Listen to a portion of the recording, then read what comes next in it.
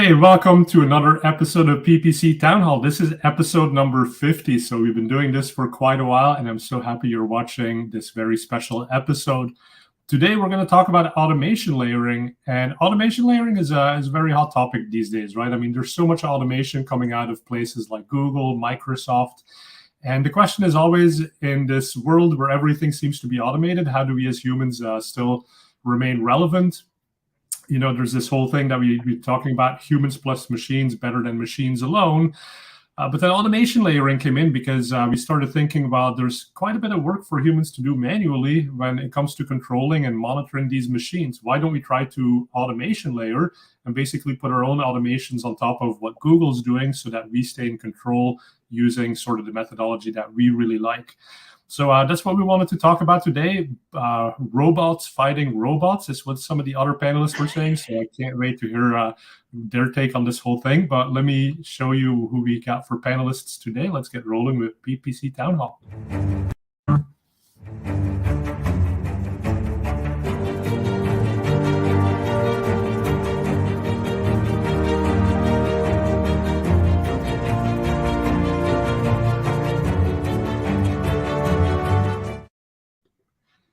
All right, thank you for joining me, Aaron, Michelle, and who's that guy in the top corner of the screen? I thought we had Joe on today. I thought my headshot was outdated. Yeah, right? It's just a Mr. T lookalike. Don't worry about it. Yep. I pity all you. Yeah, I love it. I love it. So yes, all of you have been on the show before. Thank you for coming back on. Now, for those who may not know you, tell us a little bit about who you are. As my Alexa just turned around, she seems very interested in finding out more too. So, Joe, why don't we start with you? Who are you? I am Joe Martinez, co-founder of the Paid Media Pros YouTube channel. Doing paid media for, I think January was my 10-year anniversary in the paid media space. So, hooray for me! Nice. Multiple anniversaries we're celebrating in this show. Yes. And what about the other half of PPC, Paid Media Pros? Yeah, that'd be me. Oh, So, I was waiting for it. I was like, oh, let's roll with it. Okay, Michelle, good to have you on too. So tell us a little bit more about you as well. yeah, so my bio is going to sound pretty similar to Joe's, except I have a different name and I look different. So I am Michelle Morgan. I am the other co-founder of Paid Media Pros. Also been in the PPC space for about 10 years now, working in agency and in-house, all that good stuff. So excited to be here. Yeah, and just when you said you look a little bit different, I was like, a mohawk and a beard on her. That'd be interesting. Oof, that would be... Hey, anyone watching, if you're good with Photoshop, we'd love to see Please. Oh, no. I'll give you that my email address. Oh, yes. Look who turns off their camera for the rest of the stream. And then unfortunately, we have Aaron hiding somewhere behind our bottom of the bottom third. There he is. Oh, Hey, that's so Aaron. small. First of all, Michelle, when you took a second there, I had that moment like in elementary school when the teacher called on you, but you weren't paying attention. I was like, is this my 100%. part? Yeah. I'm Aaron Levy. I've been in, I don't want to say the number now. I've been in SEM or digital for 15 years. I run our paid search team at Tinuiti. We're about 120 odd people, spend a lot of money. And I've known Michelle and Joe forever and ever. So if we seem too comfortable with each other, that's because we are. But honestly, Exactly right. looking forward to talking about it because robots fighting robots just sounds like an awesome TV show. I know, right? Which robot wins? So, but these robots, right? Let's talk about what the robots really are and why we have our own robots. So I want to start with what's new with the engines, and specifically Google, I think, is always most interesting. But anything there in the field of automation that you think we should talk about? Performance Max campaigns certainly come to mind for me. So why don't we start there? So first of all, I'm a big golfer, as Michelle is. We're about to find out shortly who is better than the other. I think it's going to be neither one of us. Correct. First of all, this is going to be a swipe at Google, but in the golf world, there's been a big trend of naming things like speed and max. The max is always for the worst player that needs the most forgiveness. But no, I mean, Performance Max is obviously going to be huge. I think all of us are seeing it as the latest iteration of Google saying, just give us a credit card, we'll do it. It's going to be interesting to see, because just based on our limited observations thus far, Performance Max does sort of what we would expect it to do, that it just goes for the easiest conversion. So deciding if it's incrementally valuable or just taking credit for stuff that would have happened anyway, tough to tell, but it's certainly a direction towards a more automated future and more input optimization rather than keywords or placements or topics like we're used to.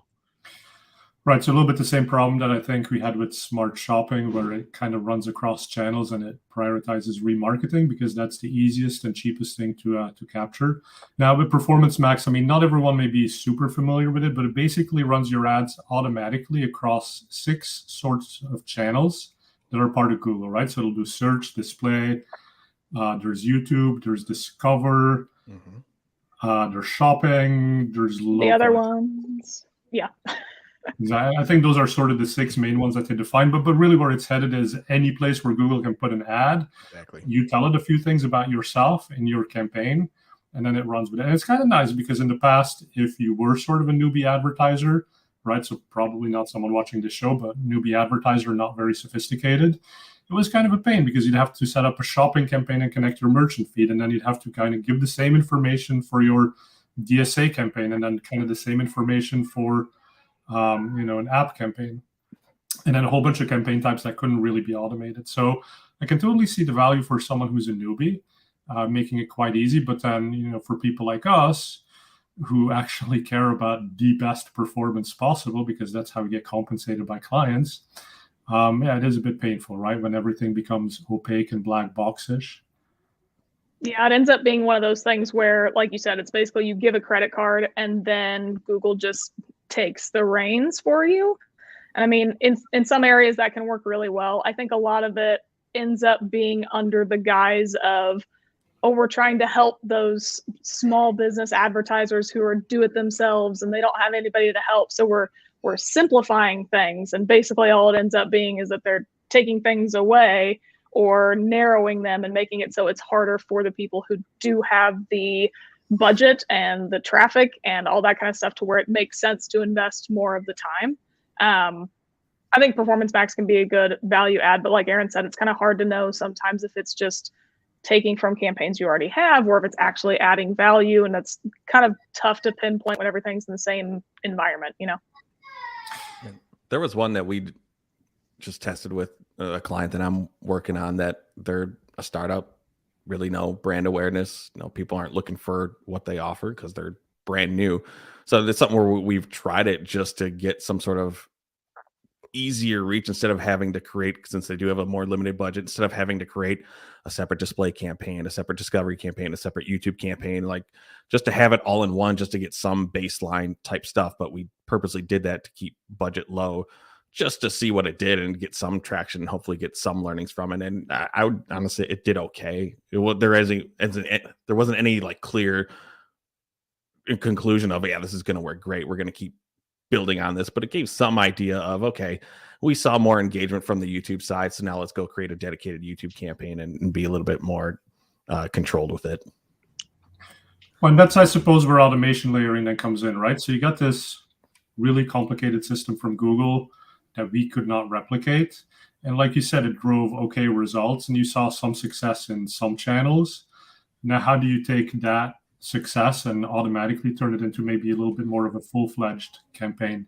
Or how do you even figure out what portion of it is driving success and when that success has been established? Now, for me, that's automation layering, right? Is like, I don't want to go into those campaigns on a daily basis and like run the same analysis. I want that to be done for me. I want my system to tell me, hey, this automated thing from Google, it's failing badly, so stop it, or it's working well, go and take a look at it and sort of spin it into something a little bit better. How do you guys think about automation layering in these examples? I mean, at least for us, I'm a little reticent, given that these Performance Max and some of the other new Google tools obviously have a bunch of data blind spots, which I think all of us know about. Depending on your thoughts about... Tell us more. I mean, let's assume that not everyone listening knows about these data blind spots. Well, so from a Performance Max perspective, you get very little. Primarily, all that you can pull out right now, and even this is a little hard. It's pretty much impression reporting, Mhm. and same for responsive search ads.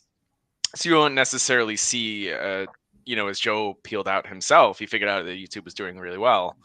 You won't get active reporting on that, and there's not necessarily a way to automate it. You kind of have to like understand and look into it. So Yep. when we think about automation layering, number one, what we want to prevent is automation from being wrong, or at least having it being wrong in a place that's destructive.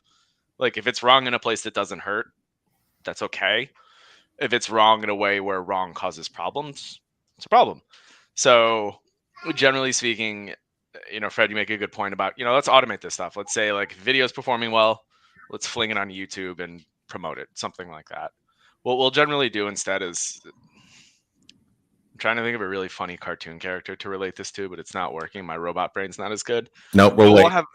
we'll have an alert system like, hey, this thing converted 10 times this month. Like you should look at it.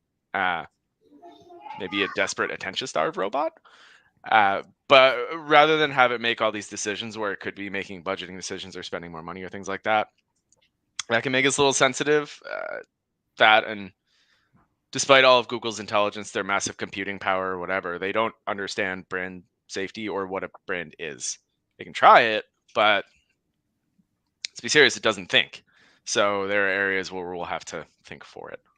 Yeah, that like you said, the brand safety there, that part scares me a little bit. I haven't worked on a finance client in a while, but the few that I have years ago, every single piece of copy that you put in for banking and everything had to go through legal.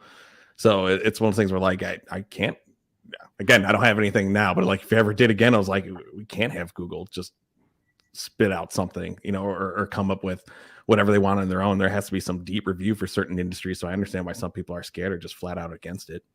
Responsive search ads are very fun. Yeah. Well, those are fun, but at least you can pin, right? I'm Pin. thinking Yeah. I was gonna say, yeah. You're doing automatic videos. Like, what's that gonna look like? Yeah.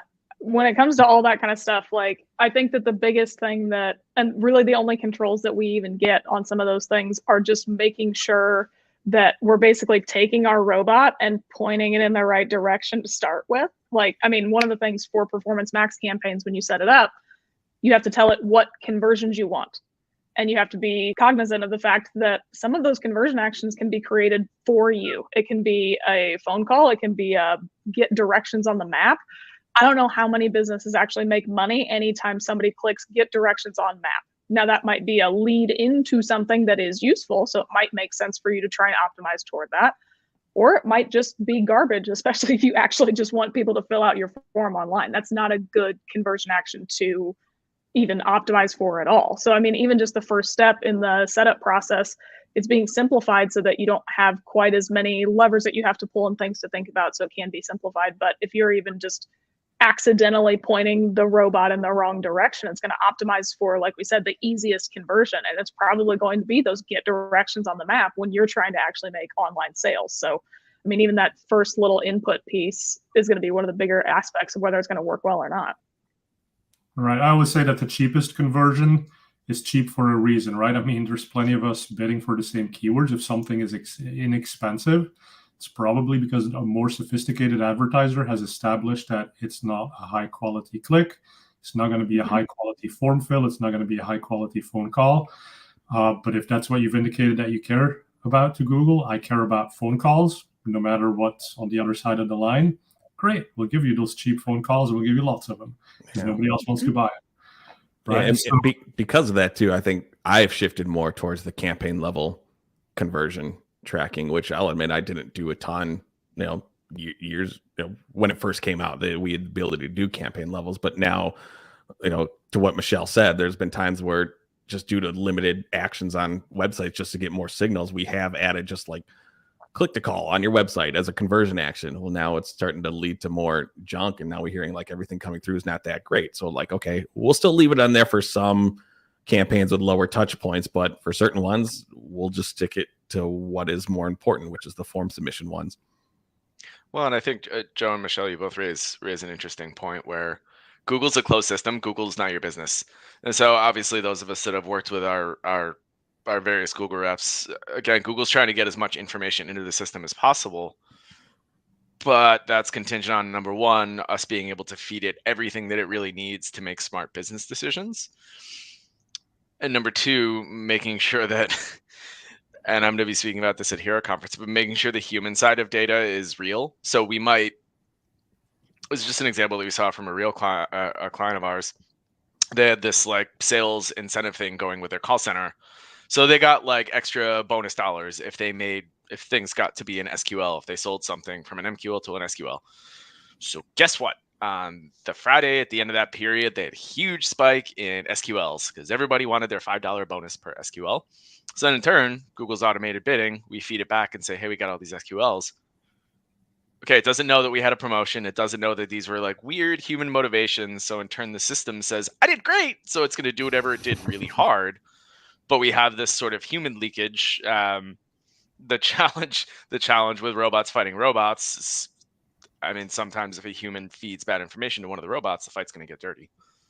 It's like the whole idea of like a system in and of itself, right? What like the quality of data or input you get in is the same system you get out. Like I've used that for like putting in things for lookalike audiences. If you put in just some garbage audience of anybody who came to your website and it's everybody in your CRM for the past 45 years, you're probably not going to get a great thing coming out the other end. But if you've got just your high paying customers, you'll probably have a little bit better chance because there's actually a pattern in there. So yeah, kind of leaning into that, you're only going to get as good a performance out of it as the indicators that you're giving. So going back to the idea, like pointing it in the right direction, sometimes we think we're doing such a good job and we're the flawed portion of that relationship where we're like, oh, I'm going to point my robot this way. It's like, oh, wait, that was right into the trash can. Maybe not the best choice there. Garbage in, garbage out, huh? Mm-hmm. Yeah. So, but that's interesting because you're even talking about something that's already more sophisticated than what a lot of advertisers are doing, which is actually thinking about marketing qualified leads, sales qualified leads, things beyond just a form fill.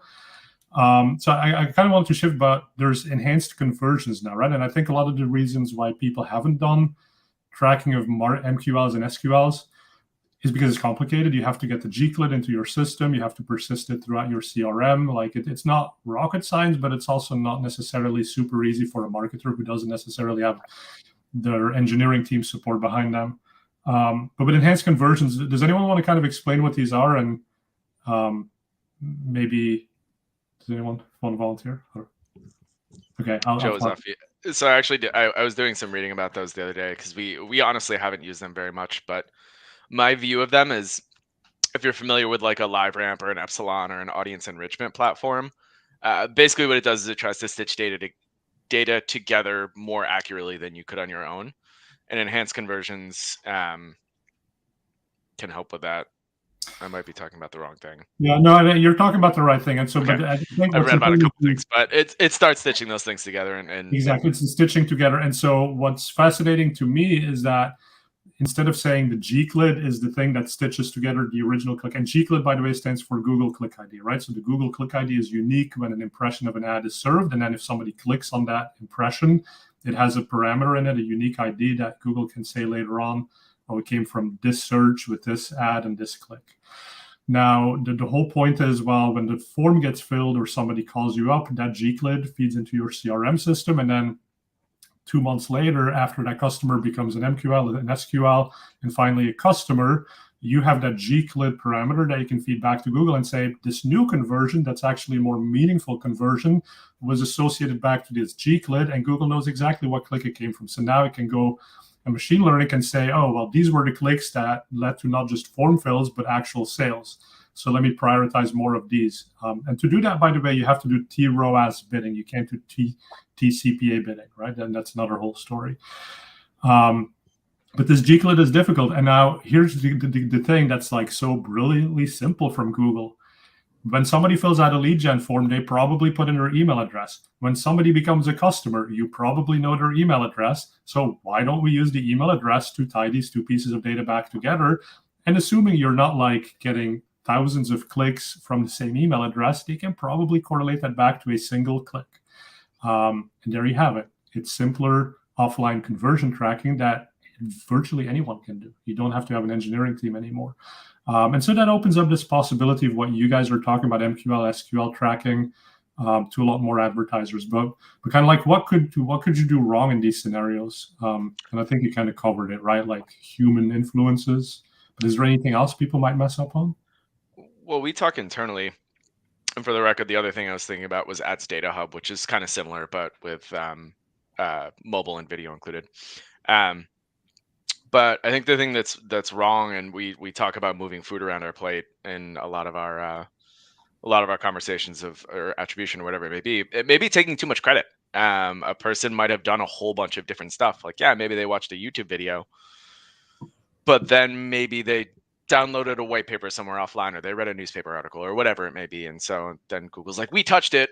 We were there first. We're involved. And so obviously you can make that deduction with frankly any sort of conversion tracking, but that sort of automation saying like, we can stitch these together, so therefore like we did it can get a little bit aggressive. That said, I mean, the few that we've run, we've done it a few times, didn't see a huge lift one way or the other. So that sort of conspiracy theory hasn't really been proven out, but of course it still sticks in the back of my mind of, are you just taking credit for stuff? Because everything is always taking credit for stuff, like stuff that's not theirs. I mean, just the fact that even we have like just the look back windows, which a lot of the platforms obviously are much shorter on what those are now. But I mean, if you have a bunch of people sign up for something and they first are in a CRM platform because they came through Google search or something like that, and then maybe an end of the month promotion, like maybe not on the sales side, but for the customer side. So you send out something like, last 2 days of the month, we give 15% off. They come to the website, they convert, and then it looks like, oh, our Google search went nuts. And it's like, I mean, not really. I mean, it kind of did, but it kind of didn't. So, like there's a lot that is muddy in there, which you talk about HeroConf presentations. That's actually what I'm talking about in mine, is trying to attribute performance to top of funnel. And the best takeaway is that it's all just kind of a mess. So you just gotta do the best you can. So I think that's the same thing with this, is that there's so many different things. I mean, even just the idea that, Fred, you had to tell us what enhanced conversion tracking was because it got slightly confused with something else, but also those are such bland words that, like, what does that even mean? So, and we do this all the time every day. Like, think about the people who don't do this all the time every day, try to keep up with stuff. Like, the idea of trying to get everything sorted out and making sure that everything is working well, especially when it's just already this complicated with the automation, just feels impossible to a lot of people, I bet. So then this is an honest question, how is the offline data for these conversions being uploaded into Google? Who can do this? What type of CRM do you need, and how do you get that back into Google so they can attribute everything? Just in general, or for enhanced conversions? For enhanced conversions.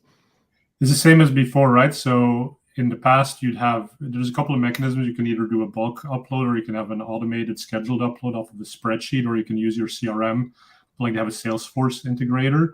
But Salesforce is not a prerequisite, right? So anytime that you have an email address, you can basically feed that back and say, this becomes this conversion action. And so now you could have a conversion action that's associated with an SQL, a different conversion action for an MQL, and a different one yet for your actual sale. Yeah. And so on a daily, nightly basis, you feed that back in. Now there is on the look back. I was gonna say I asked that for a reason, because Aaron, Michelle, have you ever worked with a client that had messy data within their CRM? Have I ever worked with a client who had clean data in their exactly. CRM? Is the better question. And that's the thing too. It's like that's why I laugh at it. I know it's like some bulk upload stuff too. It's like there's been some where of like salespeople or whoever's managing Salesforce team, they just don't keep up with it. So, but then if we want to try to work with it, it's like that's exactly how we could potentially steer the robots in the wrong direction, is just by uploading messy or out of date data because they forgot to upload customer status and everything like that. So it's one of those types of messes. And how do you guys think about that? Do you think sort of like that's what you need to solve? That's your value add? But because the way that I'm thinking about it is like we used to do all these things like manage keywords, manage bids, like write ads, like all these little details in Google Ads. But now it's more about how do we steer the machine and this automation layering. So if their data in the CRM is messy, like, is that how we help them become better? Or do we sort of like say here's what you need to do, figure it out? She Michelle froze. Right. I think And always it's a in big always the part- most flattering face too. No. It's okay, you were in the little window still. We'll bring you to the big Well, one you're now. gonna have to tell me when I come back. So You're You're back. back. there you go. Yeah, I was gonna say you'll have to tell me when I'm back. Okay, because I don't know. I do think that we end up being very much business coaches more so than we used to be, because it used to be something where we could kind of play in our own little sandbox, but now we do have to have all of that business data come in. I personally don't really feel like having, especially with a lot of clients I work with, they end up being SaaS focused. They're usually enterprise level, all that stuff, which has its own unique challenges. And one of them is the fact that it takes people a long time to go from a lead to an MQL and from an MQL to an SQL. On top of that, the data is messy and there's only so much of a look back window. And if you start uploading data to Google that's like 6 months old on a click that was in like June, it's not going to be able to do much with it. So in that instance, I would probably maybe try and pass like an MQL into the system and use it as maybe a little bit of a guidance. But if we're really talking about automation layering, I wouldn't give the robots the full control on this one. I wouldn't import it and say, okay, and we want to optimize for these actions. What I would do instead is basically just do a manual analysis and say, okay, on our side, we have all this data in Excel, and we know that this keyword typically has this return on investment. So let's make it so we can either make something dynamic or we create a different conversion action that has a different value associated with it, so that on the conversion action, the initial one, you can have some sort of value associated, and then maybe you optimize for return on ad spend bidding or something like that. Or you know that something has to have a different cost per conversion because these leads are junk, these leads are good. So these campaigns need to have a different target CPA bid model in place, even if it's the same conversion action. Because otherwise, I think it gets so bogged down trying to be too clever for itself, if you will, that it just automates itself into a circle of not being able to actually get what you want. Yeah, that's a great point. Let's shift a little bit. So what tools or technologies do you all like for helping you steer the machine and do automation layering? And yes. I'm even thinking, yeah, and so Aaron, like even like the reporting software where you like, instead of moving the pieces around the plate, like that's to me an automation layer technology, right? Is what is a reporting suite that actually tells you the true picture? Yeah, we have a lot of toys. So number one, from an executional perspective, obviously using a tool like Optimizer or Analysis or things like that can help build and dashboard a lot of those things the way that we wouldn't want Google to do, and can help automate a lot of things that either we don't trust Google to do or they're not great at it. Using those are helpful. We use those as well. We actually have a proprietary database tool and data warehouse and data lake that we pump into Tableau for our own system, which we call Mobius. But having something like that, and again, we have the luxury of having an entire team that can build these alerts, and we can pipe in weather data and say like, hey, it's going to rain in the Midwest, so you're going to have more bugs in 3 weeks. But having that information, realistically, if any data source is an API, you can get it into your data warehouse. How much you use that, and Fred, to your point earlier, how many resources that takes and how many it has, or something that you have to be a little bit judicious about. But I'd also echo, I mean, from a free tool perspective, just using Data Studio is super powerful. Things plug in really easily. You can set alerts pretty easily, even through Google's own automated alert system and own rules like that. You can flash warning lights fairly easily and fairly free. Just again, something that our philosophy is not necessarily have the machine do it for us, but machine tell us where to look. Yeah. So an automated rule. I'm also obviously a big fan of scripts. And since we're talking about Hero us, unfortunately, my session was not at the same time as Aaron's. Now they are having us at the same time. But Aaron's is going to be really good, so go to his. I'm just talking about scripts turning 10 years old. Yeah, Fred's is going to be brutal. Go to mine.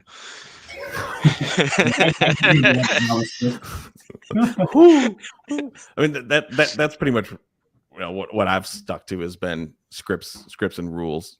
For the most part, I don't have any sophisticated. I mean, it's pretty much me for the most part, so I don't have the huge data warehouses that Aaron's company has, you know. So when it comes to scripts, Joe, like what do? You write them yourself? You got someone you? No. I pull from sources like you and Neil's on Google or on Twitter as well.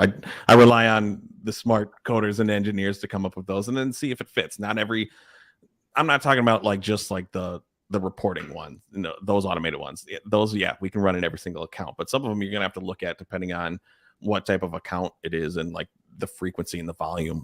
I do have some that's a medical center in Florida in this small little radius, so it's the data in there is pretty straightforward, or we can pull information from Google Data Studio. We'll look at the attribution comparisons and then make some assumptions from there. So we don't need to get crazy, but on some of the bigger lead gen ones, that's where we are. Even though I kind of ripped on some of the CRM data stuff, we'll still import that information in, or then run some more sophisticated, bid scripts just based on understanding the lead times and everything of where we see them come in. And those, again, it's based on volume and size of the account. And one thing that's cool about scripts now is the new version, so they're transitioning to Google Ad Scripts instead of AdWords scripts, which basically just brings it in line with the new API that's also currently rolling out, which is one of the reasons, for example, that WordStream is basically shutting down because they're not transitioning to the new API. But this new ad scripts has the capability to set TROAS targets, which the AdWords scripts didn't have, right? So they kind of became very dated for modern PPC management in a smart bidding sort of world.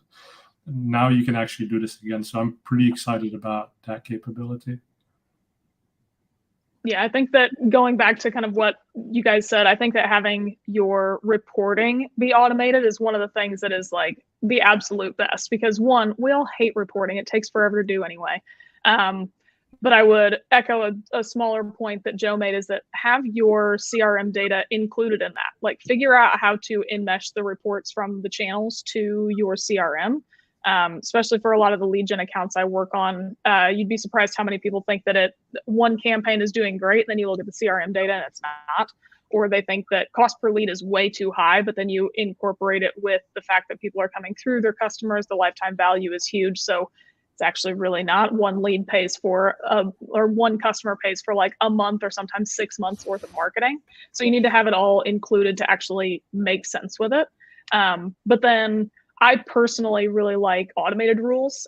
Sometimes scripts, depending on what they're trying to do, quite frankly, I do think they try to get too clever for what they're trying to do. Like there's a lot that goes into it, and the more advanced you make it, that's great. It just has a lot less use cases, because like there's only so many places that you can use weather data, because a lot of my accounts, that doesn't matter.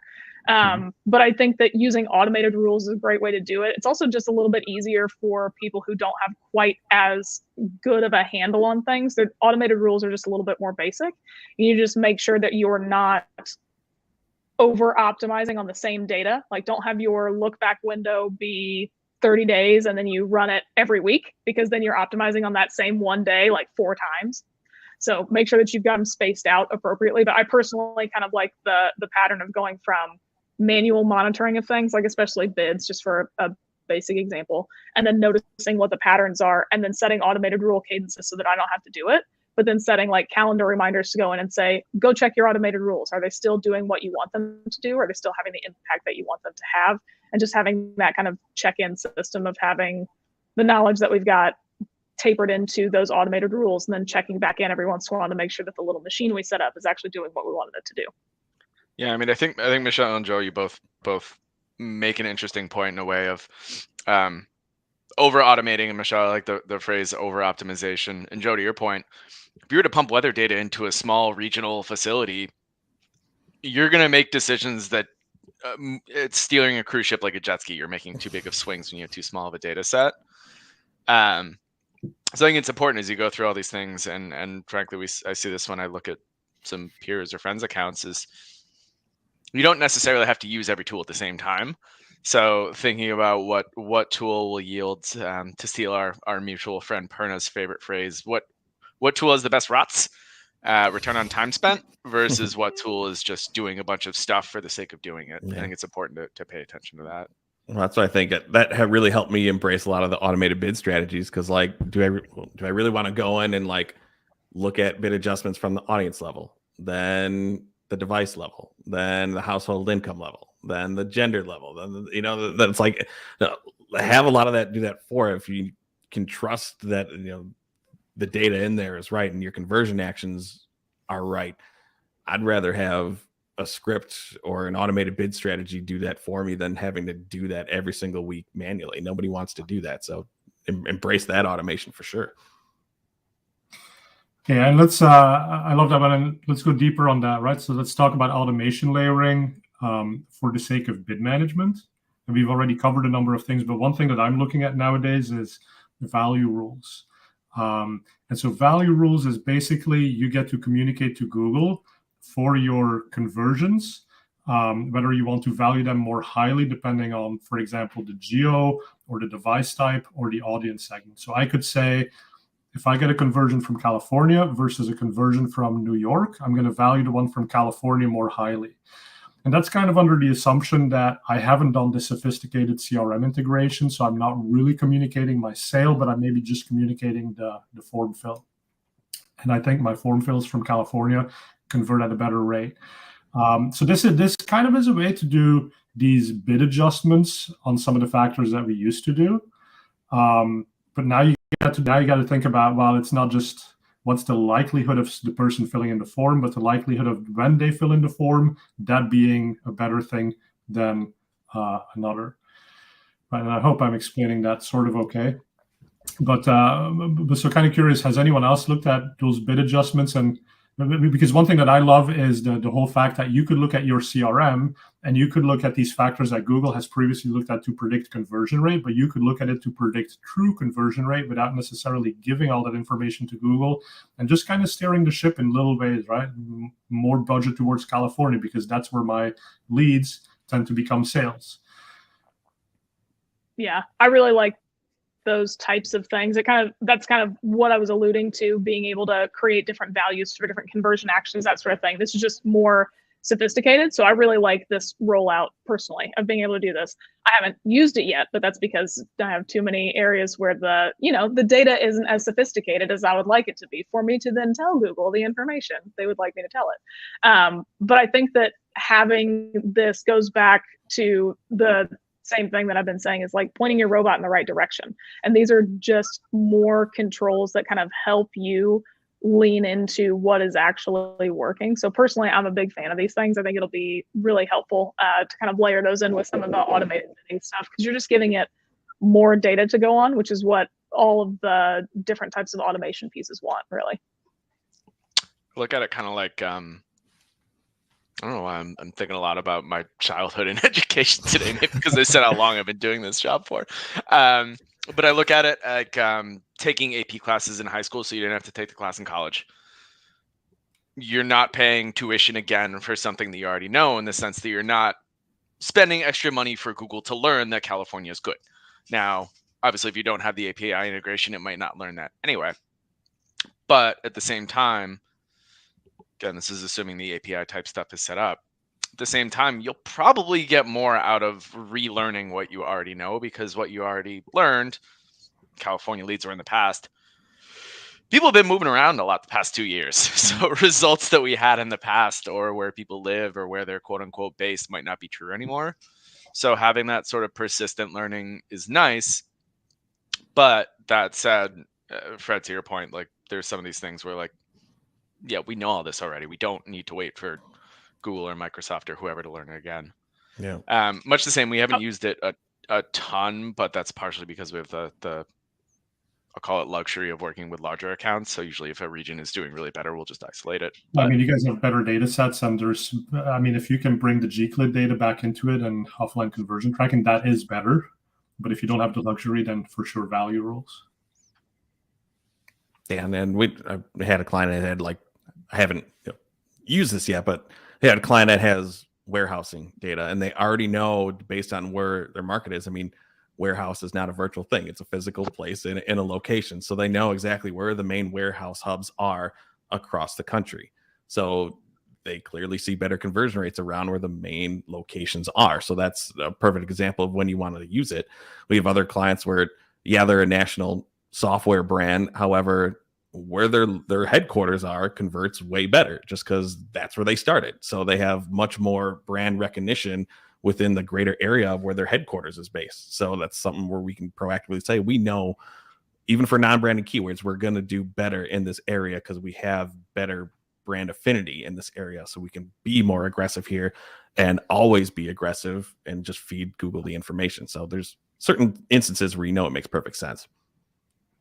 I think one additional piece that we have in here is that we're talking about all these performance-based stuff, but one thing that we haven't talked about necessarily is like the human element, because there might not be a tangible reason why you like working with somebody who is from a specific state, other than the fact that they're easy to get along with. Like that, there are also factors that don't actually go into the numbers so that the machine can't really learn it, but that you can guide certain things. Like if people in California are just nicer and you want to work with them more and there's not like a monetary value, for small business owners, that kind of stuff can be really important. I have a number of clients who are like, okay, we're going to target these areas, but don't target there because quite frankly, we make money off of them, but I don't like them.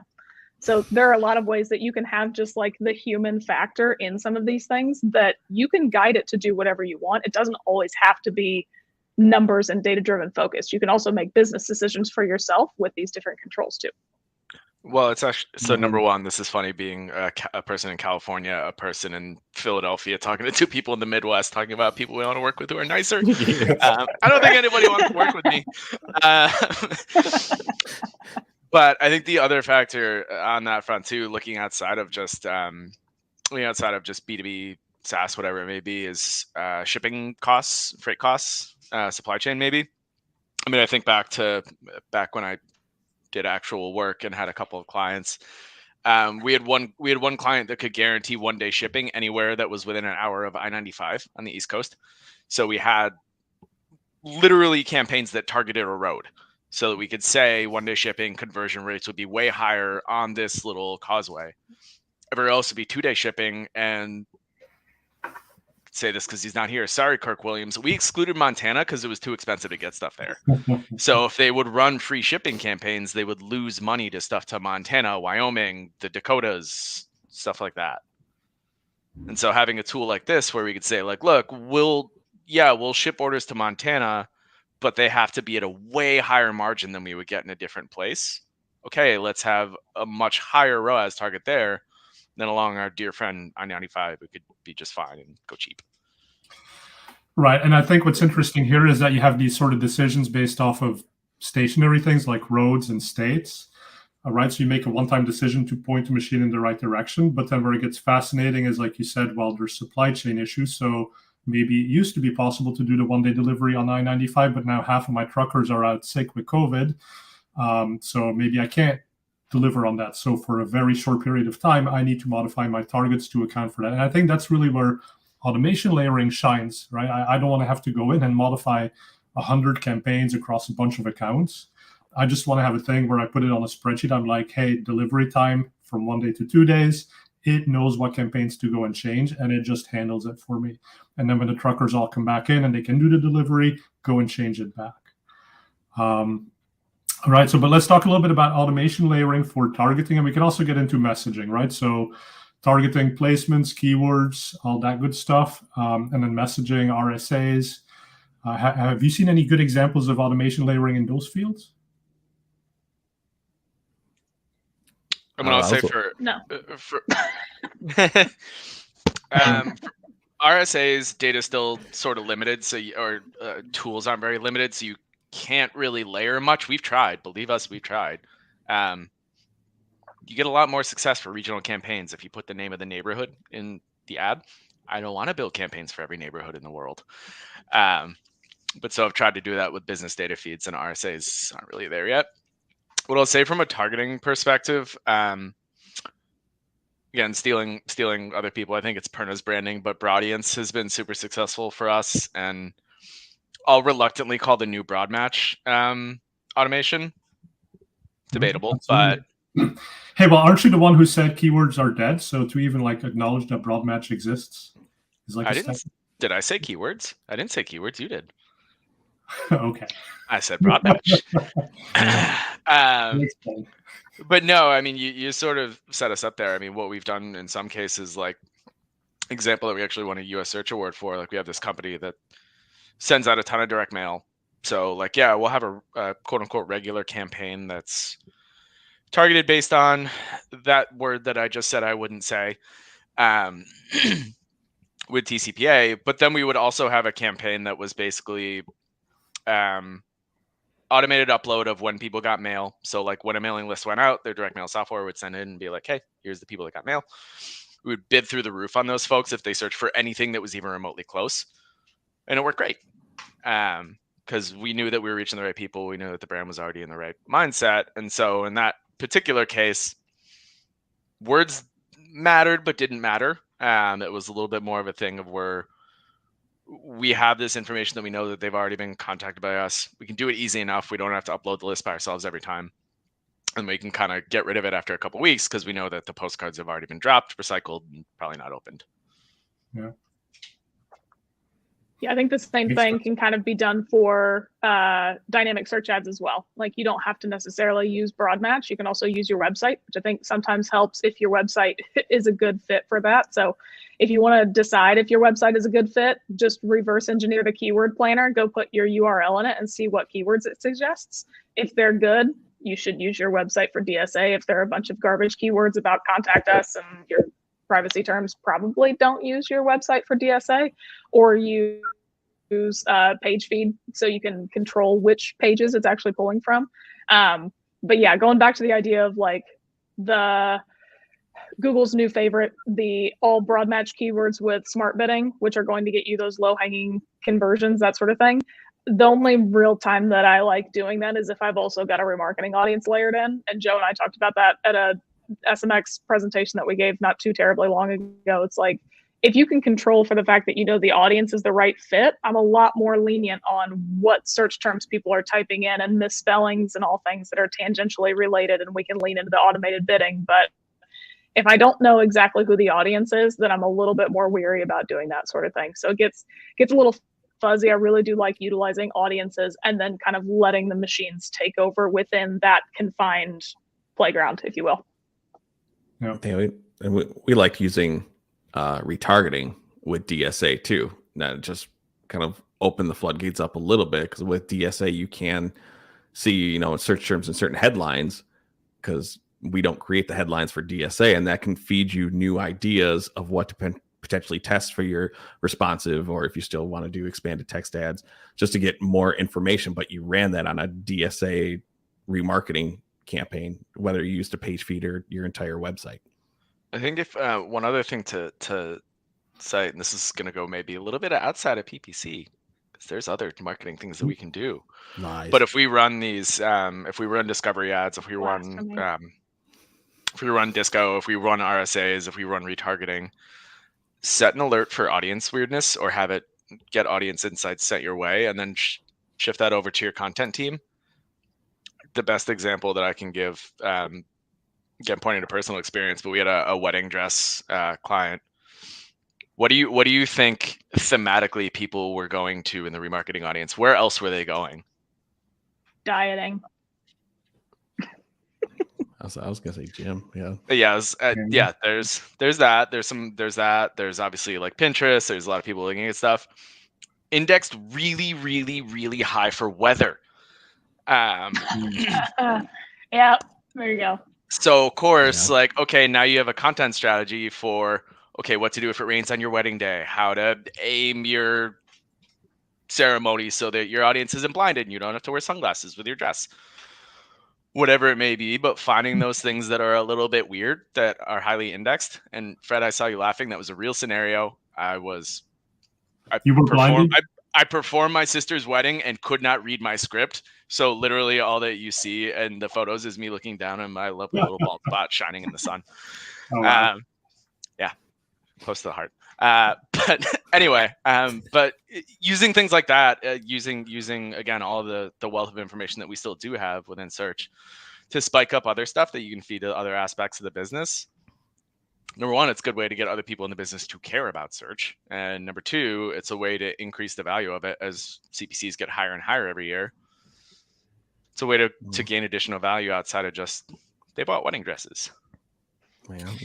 There's one thing that's kind of related to this, that for any of the awareness, type campaigns that you may be running on Google, it's just there are like auto created or auto suggested audiences within Google when you're looking at your audience targeting options, where you can say it's not really an in-market audience, but it's based upon your current keywords. Maybe you want to try this audience targeting for your top of funnel campaigns, and some of those we found have worked better than some of the custom segments that we've created. So it's just something that we've thought that we tested out, but it's all recommended stuff, just either based on website behavior and all that type stuff that you've done with your previous campaign performance. Google has auto created some additional targeting options for you to try. Great. Well, I love all the examples that you've shared, and to talk about automation layering, both from a big company, Tinuiti, with lots of PPC people, big budgets, sophisticated tools, all the way to Joe and Michelle, kind of picking scripts from where they can find them using different automations. So thank you so much for sharing all these examples. This has been fantastic. Also, a lot of references to conferences. So SMX Next, I believe that's where Michelle and Joe did a great session on automation layering. That is recorded. I think you do have to pay, but if you want to see that is out there. Look for SMX Next 2021. And then all of us are going to be speaking at HeroConf Austin, assuming that travel restrictions don't all of a sudden pop up again, but we're all very hopeful to be there next week. By the time you see this, probably that session will have happened, but talk to us. We'll share those slides. We'll try to make those videos available. So anything else? I'll give each of you a quick minute to maybe tell people where to find you, what you want them to do. I would love people to actually go and buy my new book, Unlevel the Playing Field. Came out January 26th. So go and buy a copy. This talks about a lot of the concepts we covered today. Aaron, let's start with you. You can take two approaches to automation in my mind. You can either defend or you can befriend. And so I would encourage people, rather than trying to preserve what you used to do and try to have old search last forever, don't defend against it, just befriend. Understand what the robot's trying to do, what makes the robot happy, what makes him do his little robot thing or her. And then, of course, you can learn the pitfalls. And so if rather than trying to stop it from doing what it's good at, instead, let it have a little freedom, let it learn, and just make sure that you don't let it fall off a cliff. Befriend a robot. Good advice. Michelle, what about you? Yeah, I would say I've got, I don't have clever little words that rhyme and that kind of thing like Aaron does. I haven't thought about that much, but I do think that that's the right approach to it. So set aside some amount for testing some of the automation pieces. You'd be surprised some of the stuff that works better than you think, and you'd be surprised some of the stuff that works absolutely atrociously, and you thought that it might be the right way to go about it. So test some stuff. Don't hold so tightly to what you used to do, especially if you've been in this industry for such a long time. Like, it doesn't help to complain about it. It just really doesn't. But don't abandon those principles, right? We got here for a certain thing. So try and think, maybe take a step back and say, okay, I know this is a foundational theory of the way that I always have done stuff. How can I apply it here and utilize that to move forward and make sure that I'm staying up with the times? Because I can guarantee you your competitors are probably trying to hold pretty tight to things. So if you are staying up with the times and they're not, it's a great way to beat your competitors. It's how you unlevel the playing field. Darn right. Buy Fred's book. We need an affiliate link to that book. I know. Actually, yes, sure. I'll give you affiliate links. Please. But also, I mean, like, listen, everyone, like, these ideas and these books come from conversations with really smart people, like everyone on the call today. So really a lot of credit goes to them as well. So I'll just take a kickback instead of an affiliate link. Thanks so much. Go ahead, Joe. So I'm an author? That's awesome. No, I mean, I think Aaron and Michelle kind of said, what I would typically recommend. I mean, you're going to find the complaining crowd on Twitter that likes to complain that things are changing, but it's like, it's always going to change. There's always going to be new features. Technology is always going to advance. User behavior is always going to change. So embrace it as soon as possible. See where it figures in with your account. You don't have to blindly implement everything that Google lists in the recommendations, but at the same time, don't ignore them or decline them, because sometimes those recommendations or the automation can be very beneficial for your account. There's no one size fits all. You're gonna have to do what's better for your business, but always make sure that you're keeping your business goals first over Google's. Great. All right. So look up Joe and Michelle at Paid Media Pros. Find Aaron at Tinuiti. We're all on Twitter. We're all at conferences. So try to keep in touch. We love hearing from you. Thank you for watching this episode. If you've enjoyed it and want to see more, subscribe to our YouTube channel, and we'll be back with another episode very soon. Thanks for watching.